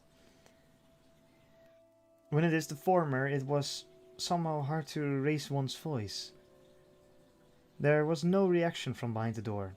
A bit of light shone through the cracks, though. So even if Diana might have been asleep, she seemed to be there. The town leveled harsh punishments at those who left their lamps burning as they slept, but it was hard to imagine the evening patrols venturing into this district. Just as Lawrence was about to knock the door again, he heard someone move behind it. "Who is it?" The voice sounded sleepy, weary. "I apologize for disturbing you at this late hour. I'm Lawrence. I visited you yesterday with Mr. Bartos." A short pause followed, after which he heard the rustling of fabric. Next, the door opened slowly. Light poured out of the house, along with the air from within the room.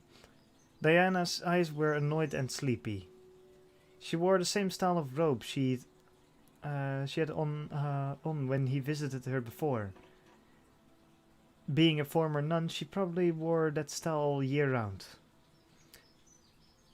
Morning and night, making it impossible for Lawrence to tell from her dress whether he'd woken her. In any case, it was extremely rude to visit a woman living alone in the middle of the night. Lawrence knew this but spoke without hesitation. I know it's very rude, but I had to come, he continued. I wish to buy a box of white feathers. Diana's eyes narrowed for a moment upon hearing the password that Battles had told Lawrence. She moved aside and wordlessly gestured for him to come inside. The inside of her house, which was free from the stench of sulphur, seemed to be even more cluttered than it had been the previous day. Even the room's sole trace of organization, the bookshelves, were a mess, with most of the books now off the shelves left open with their pages staring up at the ceiling. And there were even more white quill pens scattered about than before.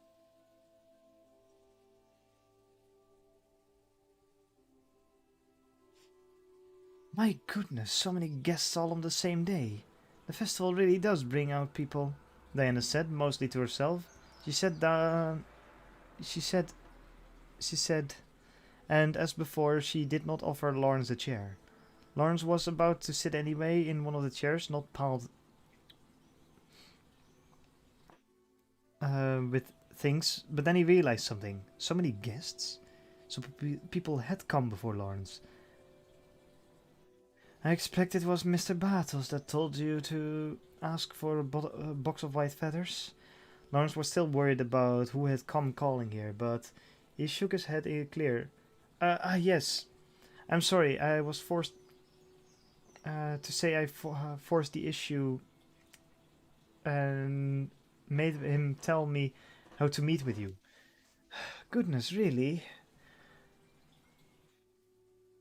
I have a hard time imagining anyone forcing Batos to do anything, Diana said with an amused smile.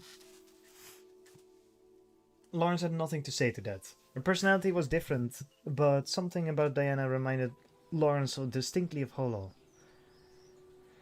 So, what business is it that's so pressing you managed to convince that stubborn old coot? There was a number of people who would desire the skills that there was a number of people who desired the skills and products alchemists possessed for a variety of reasons. Diana was the dam that held those desires in check. Lawrence did not know why, but Diana sitting in her chair, looking evenly at him, seemed somehow like a great bird guarding her nest with iron wings.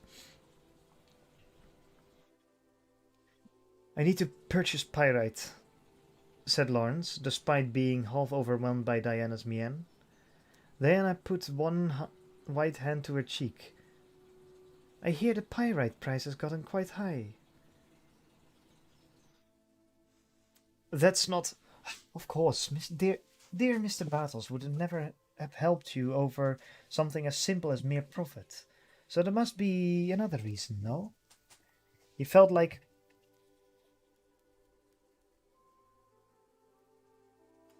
He felt like Diana was always one step ahead. She was quicker than Lawrence and seemed fully willing to demonstrate that. Mustn't get angry, Lawrence told himself. He was being tested. He nodded. It's not business. I need the pyrite for a battle. Diana's eyes narrowed as she smiled.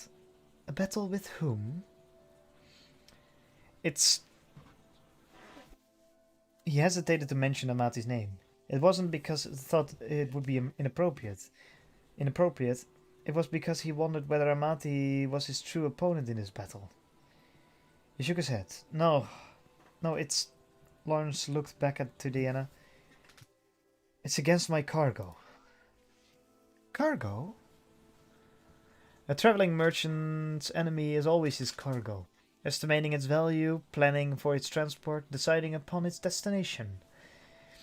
If he errs in even one of these, he will lose. At this very moment, I am trying to recover a piece that has fallen from my wagon. Having re-evaluated the piece, the value, the transport and the destination, I have to realize that This is the piece of cargo I cannot afford to lose. Diana's bangs fluttered in what it seemed like the breeze. But no, it was her own breath that as she exhaled. She smiled softly and retrieved the quill pen that was at her feet. Buying a box of white feathers is nothing more than a glorified password. All it means is that I don't mind as long as I'm able to have a little bit of fun. Does the bird not drop feathers when it beats its wings excitedly? Those people that I give my password to help me choose my visitors carefully. So all I need is to do is a glance at them to tell. I don't mind a bit as far as pirate goes, but buy up as you please. Lawrence jumped to his feet. However, said Diana, cutting him off. Lawrence suddenly had a very bad feeling. Several visitors in a single day, a chair with nothing piled on it. It can't be. The black words floated up in Lawrence's mind. Diana's face was now apologetic. Someone has already come to buy. It was just as he'd feared. He immediately asked the questions any merchant would ask. How much did I buy? What did it sell at? Do calm yourself. The customer in question bought on credit and did not leave with the pyrite. You could simply say they simply made an order. For my part, I wouldn't mind letting you have the material instead. Let us try to negotiate with the first party, shall we?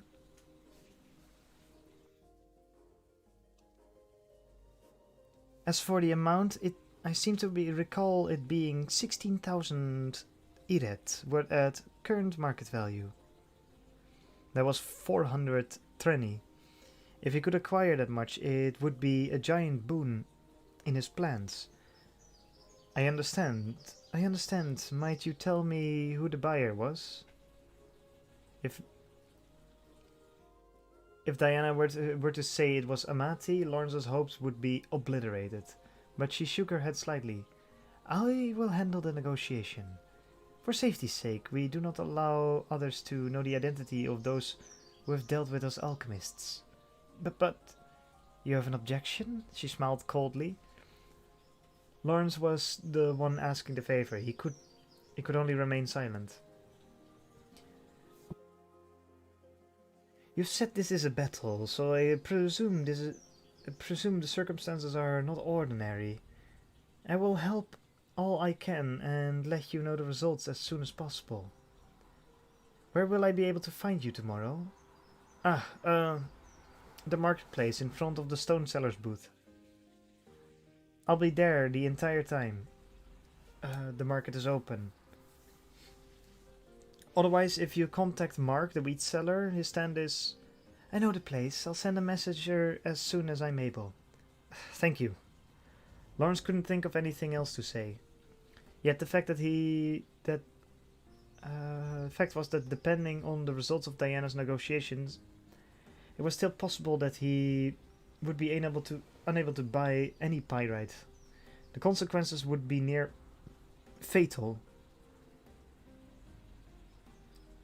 There was only so much he could say.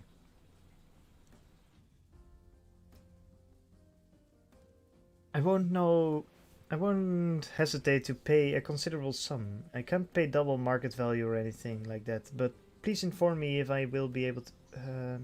inform me. Then I will be able to be quite generous. Diana smiled and nodded, standing up from her chair. Lawrence realized it was time for him to take his leave. The fact that he hadn't been turned away after showing up uninvited at this ridiculous hour was enough of a miracle already. I do apologize for calling you so suddenly at this hour. Oh, not at all. Night and day are meaningless to me. Somehow he knew she wasn't joking, and yet he laughed anyway. And so long as you've brought interesting stories. You could stay all night, and I wouldn't mind a bit. Her words could have been interpreted as seduction, but Lawrence knew she was just being sincere. Unfortunately, he'd already told her one of his interesting stories he knew. In its, play, in its place, a question appeared unbidden in his mind. Is something wrong? Asked Diana.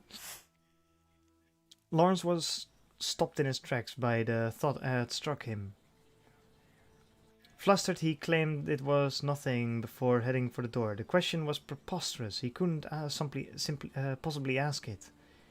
Being so mysterious when you have leave a woman's home. Honestly, you'll be lucky if the gods don't punish you, said Diana with a girlishly. Her playful smile made him think that she really would answer whatever question he cared to ask.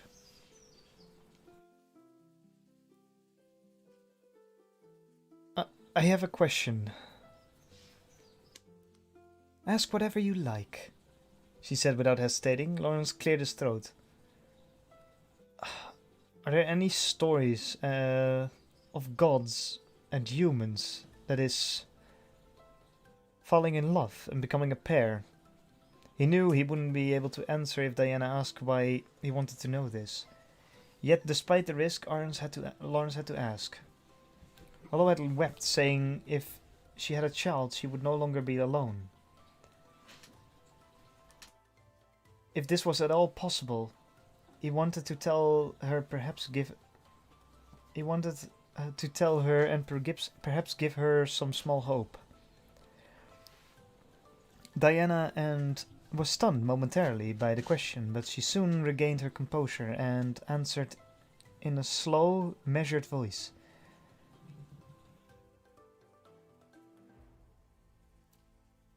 There are many? Really? Yes, for example. But I'm sorry. You were in a hurry? Yes, but perhaps later, if you wouldn't mind. I would very much like to hear the details. Certainly. Fortunately, she did not ask for his reason of wanting to know. Lawrence thanked her profusely and made ready to leave Diana's house. Just as he was closing the door, he thought he could hear her say something very softly. Good luck to you. When he turned to ask, the door was already closed. Did she know of the battle between him and Amati? Something was strange about the conversation, but Lawrence had no time to dwell on it. Next, he needed to return to Mark's stall and then search out others who might possess pyrite in quantity.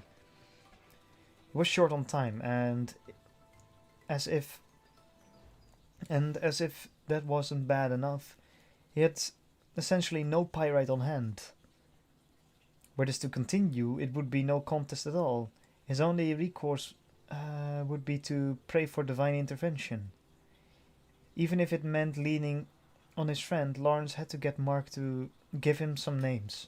And even if he had to pay more than it was worth, he had to go get the pyrite. Lawrence wondered to himself if his frantic nocturnal dealings would bring him any closer to Holo, and his only answer was uncertainty. When he arrived back at Mark's stall, Lawrence found Mark sitting at the same table, still drinking ale, though now his apprentice was beside him, devouring a piece of bread. Just as Lawrence thought it an odd time for the boy to be taking dinner, Mark noticed his presence. Any luck? Just what you see, waving his hand lightly as he looked Mark in the eye. I spoke with Diana, but someone's beaten me to it. Now there's no telling how this'll turn out. Someone got there first. I have no choice but to place my hope on what you told me. Given Diana's willingness to cooperate, Lawrence guessed the odds maybe 70-30 of that working out. But he expected that acting like there was no hope would make Mark a bit more sympathetic. In his previous exchange with Mark, Lawrence had learned that his request for aid was unreasonable one from the perspective of the town merchant, which left an appeal to emotion on the other option, the only other option. However, Mark's reply was slow in coming. Ah, yes, about that.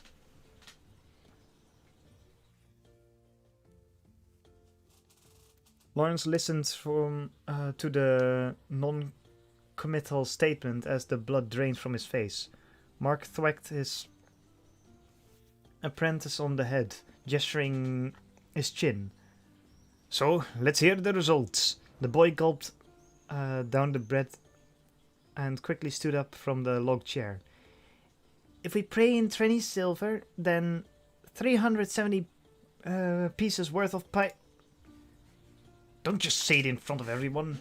Mark looked around hastily as he clamped a thick hand over the boy's mouth. If the conversation were overheard, it would be trouble.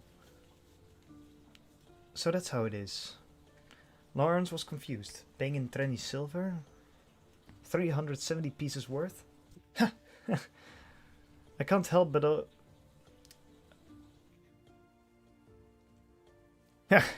I can't help but enjoy it when you make that face. See, after you left, I thought it over. Mark took his hand from the boy's mouth and reached for his ale and got amused. I refused your request because I have a reputation to uphold. Any town merchant would do the same, but... Even I have bought some you-know-what to make some money on the side, and many others have done likewise. The reason I can only buy up a limited amount is that I have a very little cash on hand. By all rights, the price of wheat should be dropping since the people laying in goods for their return trips haven't been buying wheat, and yet people who have come to sell wheat are selling it right off. Which is where all my cash has gone, so... Mark gulped down some ale, belching comfortably before continuing. So what of the people who do have cash? I can't believe they'd be able to resist. They've probably been buying up, you know what, in large quantities behind the scenes. And here's where you need some backstory. You see, these merchants weren't all lone wolves like you. Each one has their business, their position, their reputation, and they've bought this stuff, but the price has risen so high that it's getting hard to sell. All they need to do is sell a little to bring in a surprising profit. But this makes some of them even more nervous. So what happens next? I'm sure a clever fellow like you can figure it out. Lawrence nodded in his head after a moment. Mark must have had his apprentice running all over the town, spreading a rumor that had to go something like this. There's a mad traveling merchant in town who wants to buy pyrite with cash. Why not take the chance to unload some of that pyrite that's not selling? It would be a perfect opportunity for those merchants. And to be sure, there was no question that Mark had signed a contract promising him a service fee for brokering the hidden transactions.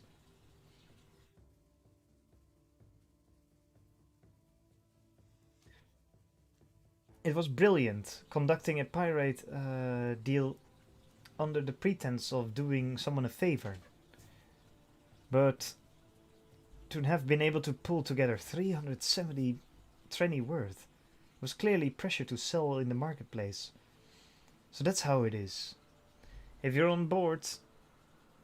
So that's how it is. If you're on board, I'll send the boy out immediately. There was no reason to refuse. Lawrence undid the tie of his burlap sack he had on his back, but then stopped. Still, Mark regarding him dubiously, Lawrence returned to himself and quickly retreated back.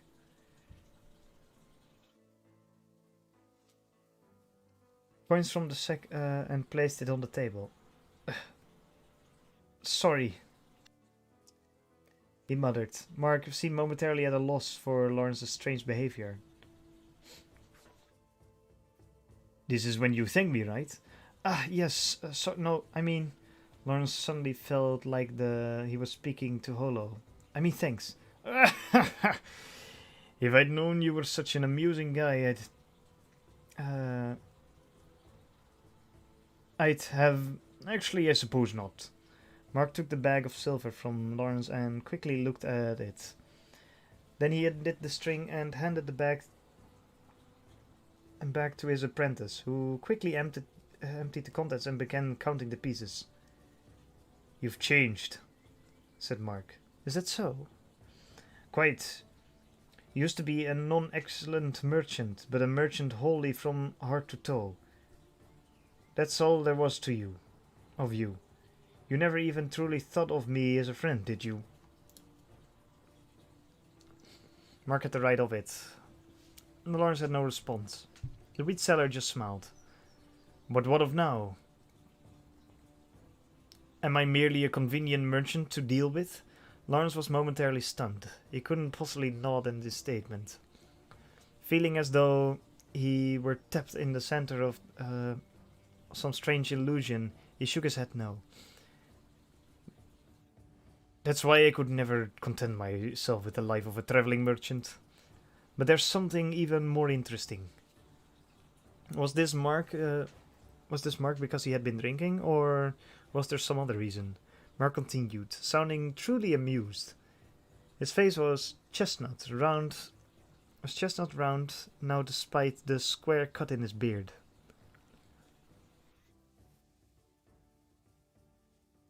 Let me ask you one thing.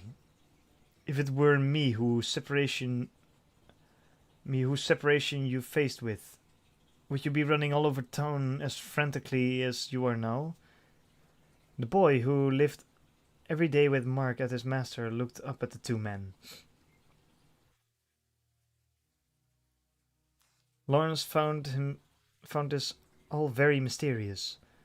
Though he certainly thought of Mark as a friend, he could not honestly bring himself to nod and say yes.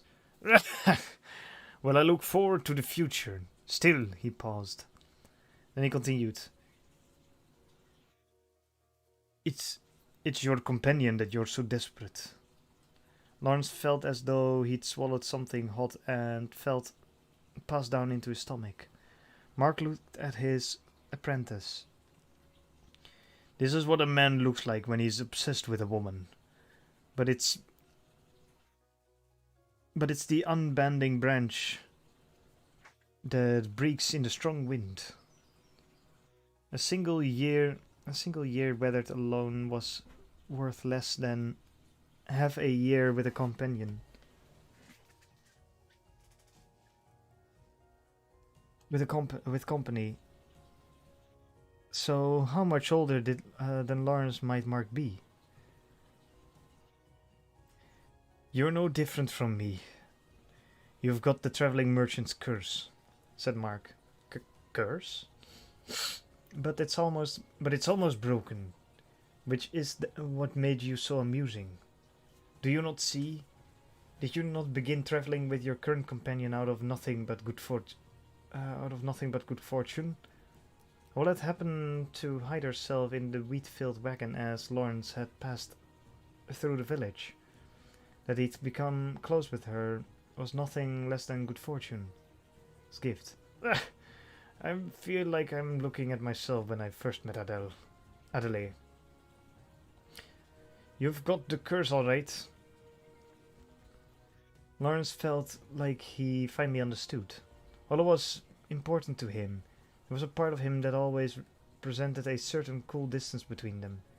He hadn't realized how blind he'd been to his surroundings because of Holo. It was an unbalancing situation. The curse, you mean that famous traveling merchant complaint? Mark guffawed, and then smacked his apprentice, who'd stopped working, upside the head. Upside the head. The poets will not tell you that money the poets will tell you that money can't buy love, and the priest will tell you that there's no such thing, that there are things more than precious than money. But if that's so, why is it we labor so hard to earn money, then gain something even more precious? Lawrence had thought so little about what exactly Hollow was to him because he was she was always right there beside him. If her presence had been something he gained only after laboring long and hard, he would not have been so ambivalent. He'd always believed that anything truly precious required much effort to gain. If she was to ask him, "What am I to you?" now Lawrence was sure he could answer. Ah, such a fine tale I've not told in a long time, combined with the information on conditions in the north. Why 10 Lumionas seems like a bargain. If you'd made this all up, it'd be extortion, said Lawrence indignantly. Mark only grinned, in which in turn teased a smile out of Lawrence. I hope all goes well for you. Lawrence nodded, his mood clear and clear like the cloudless evening sky. Though I suppose how it turns out is up to you. Mm-hmm. And nothing, said Mark, with a shake of his head. He gestured to the boy, who had finished counting the silver coins. The apprentice was a model for competence as he made his preparations, and he was ready to depart a moment later. Right off with you then, Mark said, sent the apprentice on his way, and then turned back to Lawrence. So where will you be sleeping tonight? I haven't decided. Well then, wait, I've decided. May I sleep here? Mark gave Lawrence a blank look. Here? Quite, you've wheat sack aplenty. Lend me a few of those. I can certainly lend you some, but come to my house. I won't even charge you.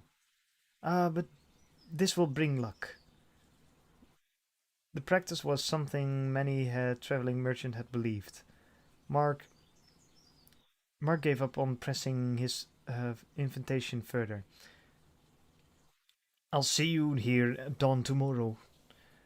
Lawrence nodded and Mark raised his cup. A toast then to your dreams. Lawrence found he had no reason to refuse.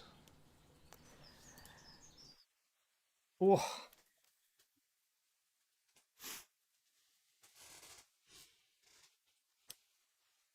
just the music and there we go. So silent otherwise. This is turning into quite a story.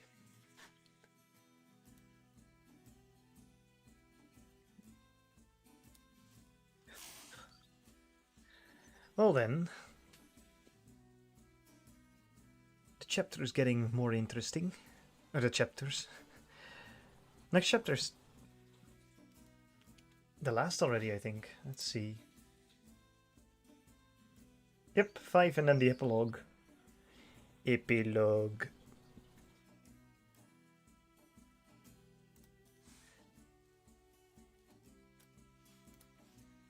But oh well.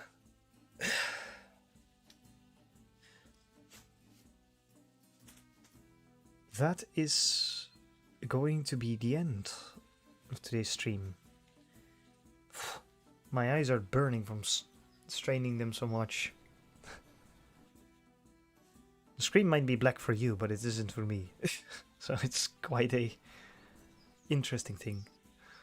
Oh well. But yeah, that's it for tonight. Tomorrow, Moriakuzi. Then Thursday, I have a new game, visual novel. Katawa Shoujo. A novel that part of it I've read before. Now it is a bit not safe for work, so let's hope I don't get banned.